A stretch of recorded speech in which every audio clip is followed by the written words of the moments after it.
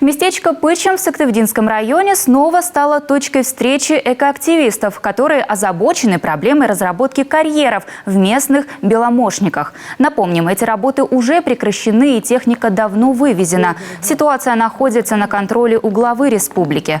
Но местные жители, причем вместе с представителями западного СМИ, все равно собрались еще раз обсудить вопрос по поводу вырубки местных лесов.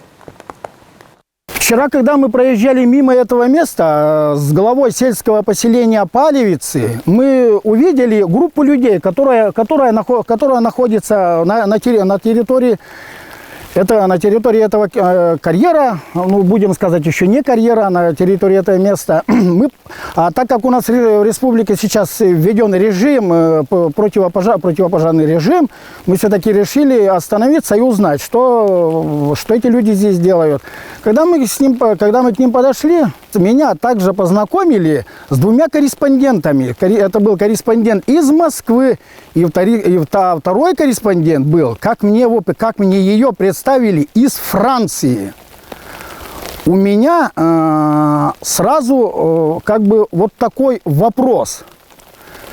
Что делает корреспондент из Франции в республике Коми? Я понимаю, может быть аккредитация, но я считаю, мои доводы такие, что корреспондент из Франции не приехала сюда для того, чтобы закупать дрова, потому что во Франции скоро не будет российского газа, и там будет очень холодно. А я думаю, что корреспондент из Франции приехала для того, чтобы даже не показывать наши проблемы. Наши проблемы мы должны решать сами. А не то, что какие-то западные корреспонденты, потому что они все равно проблемы не решат. Они только усугубят все это.